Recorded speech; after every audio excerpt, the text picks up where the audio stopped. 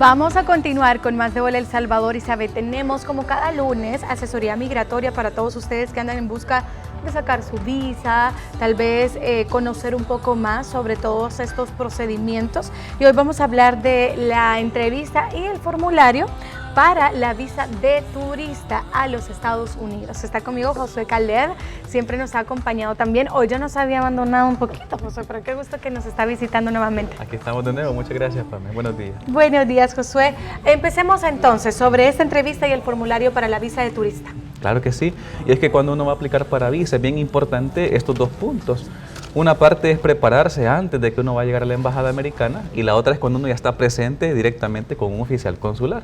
Muchas veces las personas dejan estos procesos migratorios al azar, a la casualidad, a ver cómo cae, a ver qué me sale, pero muchas veces hemos visto nosotros que conviene prepararse bien, hacer correctamente la solicitud y tener más opciones a la hora de la entrevista.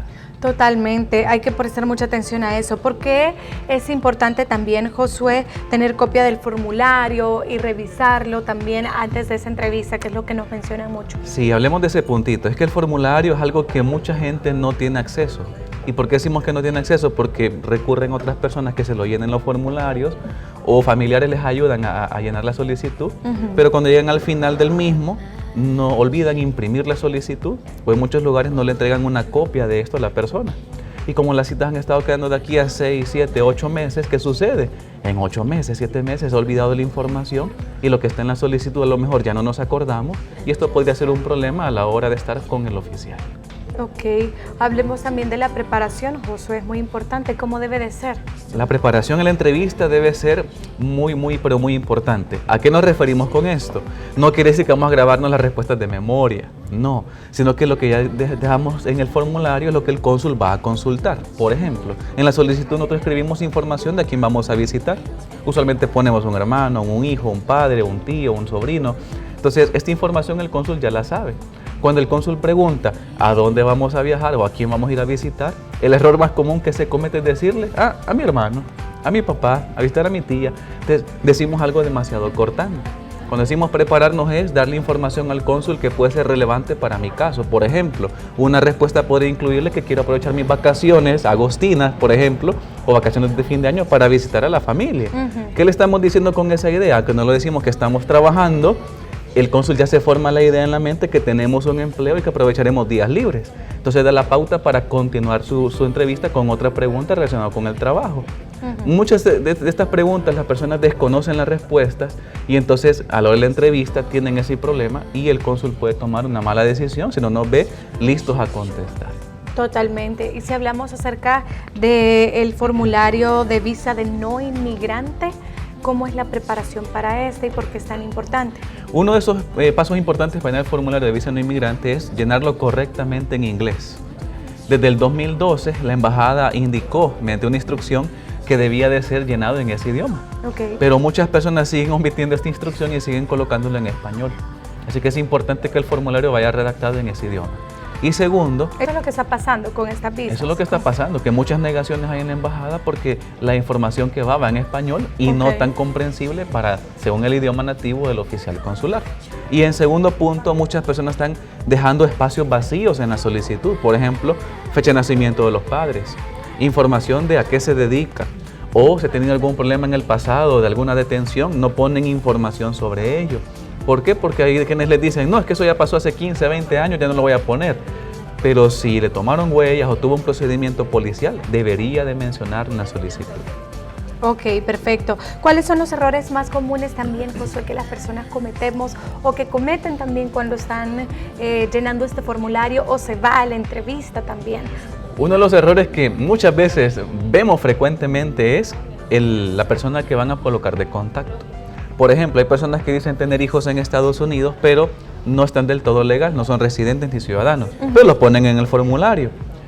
Pero en el punto de a quién van a ir a visitar ponen un amigo o una amiga o el jefe de este hijo o esta hija. Entonces, cuando el cónsul le hace la pregunta a la persona, ¿y usted conoce a esta persona que la ha colocado en el formulario? La respuesta es no. Entonces el cónsul puede sospechar que estamos ocupando nada más de referencia a esa persona como excusa para ir a visitar a los hijos. Entonces ese es un punto muy importante que la gente olvida, que debe de colocarlo de la manera correcta. Otro error muy común es la información de los ingresos. Por ejemplo, alguien puede trabajar y debe ganar unos 600, 700 dólares. Pero ¿qué tal si tiene un negocio? ¿Qué tal tiene un alquiler de una propiedad? Un vehículo y se hacen viajes. Son ingresos extra que pueden contribuir a que se ponga en el formulario y tener más opciones a la hora de estar con el oficial consular. Ok, bueno, nosotros vamos a también invitarlos a que todos pongan sus dudas o cualquier consulta a través de nuestro WhatsApp 7893-7749 para que ahí ustedes vayan consultándole a Josué. ¿Y le parece si se queda con nosotros para hacer una segunda parte con más preguntas e irlas respondiendo? Claro que sí, con gusto. Ok, a hacer las preguntas entonces, para que luego cuando vengamos con Josué usted haga esas consultas y nosotros se las vamos a ir respondiendo. Si hay alguien que está próximo a tener su cita en la entrevista en la Embajada Americana o alguien que quiera también sus hijos peticionarlo, todas estas preguntas son válidas y nosotros vamos a estar respondiendo más adelante. Gracias, Josué. Bueno, para servirle. Vamos a continuar con más.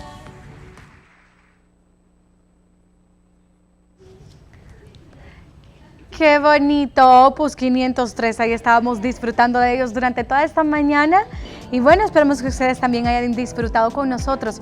Vamos a continuar y a cambiar de tema y tenemos nuestra asesoría migratoria. Ya habíamos tenido nuestra primera parte junto a Josué hablando sobre los formularios de visa de turista y sobre esa entrevista, ¿verdad? A la que muchos temen o genera muchos nervios también ir.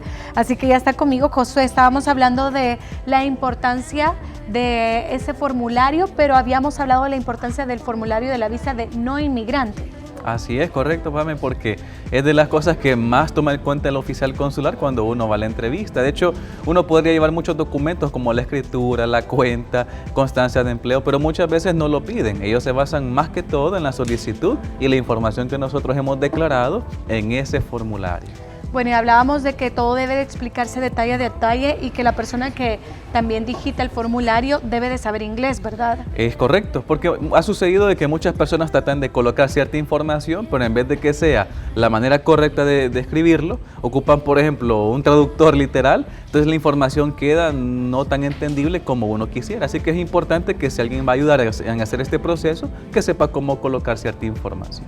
Ok, tenemos preguntas a través de nuestro WhatsApp 7893-7749 para todos aquellos que quieran opinar y dice, buenos días, mi pregunta es, si no trabajo, ¿es muy probable que me nieguen la visa?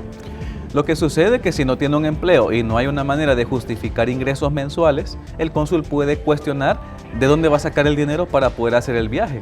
Entonces, si no tiene una manera de justificarlo, va a ser más difícil que el cónsul crea que tiene arraigos en El Salvador. Y una cosa que puede pensar es que va con intención de trabajar en Estados Unidos, dado que aquí no tiene un empleo. No siempre sucede así, depende de las circunstancias, podemos evaluar el caso. Ok, perfecto. Dice por acá, mi consulta es, estoy próxima a una cita en la embajada. Cuando me pregunten qué fecha voy a ir, cuál es la más indicada, porque eso no comprendí ahorita que los estaba viendo, dice. Muy bien. Usualmente uno coloca en el formulario fechas que uno va a tener días libres para visitar Estados Unidos. Sí. ¿Cuáles son esas fechas que uno suele ocupar? Las vacaciones agostinas que se avecinan, vacaciones de Semana Santa que acabamos de tener, vacaciones de fin de año, que usualmente los empleados ocupan días de esos libres para poder ocuparlo y ponerlo en el formulario. Pero hay personas que tal vez no tengan un empleo directamente en una empresa, sino que tienen sus negocios.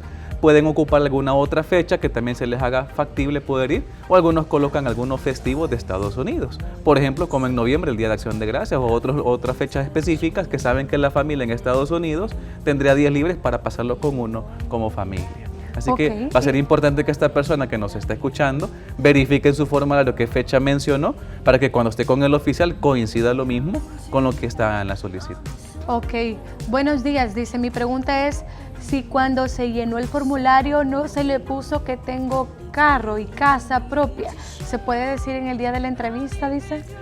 Gracias por la consulta. Lo que sucede es que en el formulario no pregunta esa información. No pregunta cuántas casas tiene, cuántos vehículos, agregaron el escaneo de esa documentación, no se puede. Lo que sí se puede hacer es que al momento de estar en la entrevista consular, uno podría mencionarlo al oficial y si el cónsul quiere verificar la información, se lo va a solicitar. Por eso es bueno llegar preparado con esos documentos ese día. Ok, ahí está la respuesta también, amiga o amigo que nos hacía la consulta, ¿verdad? Tenemos otra pregunta más, dice, buenos días, me casé con un salvadoreño que ahora es ciudadano norteamericano. El caso es que él metió el paquete de petición en agosto y la fecha aún no ha recibido notificación. ¿Cómo puedo yo investigar desde aquí? Mi esposo fue al banco y le dijeron que el cheque que él puso fue cobrado. Muy bien. Si está en una petición familiar, recuerde que dependiendo del centro de servicio, hablando de peticiones familiares, va a tener cierto tiempo de espera según el lugar donde haya llegado a la Oficina de Migración de Estados Unidos. Con gusto podemos evaluar ese caso. Hay una página donde se puede verificar en línea, pero ya tuvo que haber recibido el número de confirmación, el número de recibo, ya sea en correo electrónico o en correspondencia. Si no lo recibió en el correo electrónico, verifíquese, porque a veces llega al correo no deseado. Hemos tenido muchos casos de clientes que llegaron una notificación y estaba en la bandeja de spam. Entonces, verificar eso. O si hizo su cuenta en línea, hizo la petición en línea directamente, puede entrar a su usuario con contraseña y verificar el estado del caso. Ok, dice también, si estoy jubilada, ¿podrán darme visa? Como ya es una persona que ya se jubiló, y me imagino que es de la tercera edad, hay más opciones para poder obtener una visa, Pamela. Ok. ¿Por qué? Porque usualmente las personas mayores tienen una vida hecha en El Salvador. Va a recibir su dinerito, está recibiéndolo mensualmente. A lo mejor ya tenga su casita, tenga sus hijos, entonces va a ser más difícil que el cónsul piense que a quedarse va a los Estados Unidos. Claro, cada caso es diferente, pero esta persona podría tener ciertas opciones siempre y cuando cumpla no solo con ese requisito, sino con otros más, de arraigos para regresar a El Salvador. ¿Y si sus hijos están en Estados Unidos? Habría que ver también si están legales allá, porque algunos de los familiares que están en Estados Unidos recomendamos que sean residentes o ciudadanos, o incluso hay hijos que están con permiso de trabajo, con el TPS. Entonces va a ser importante dar una buena respuesta a la hora de explicar sobre los hijos que están allá. Es muy importante que la persona a la que yo voy a visitar a los Estados Unidos esté legal. Es lo recomendable, que el contacto que vayamos a colocar esté legal en Estados Unidos. ¿Por qué? Porque eso le da a entender al oficial que tiene sus documentos en regla.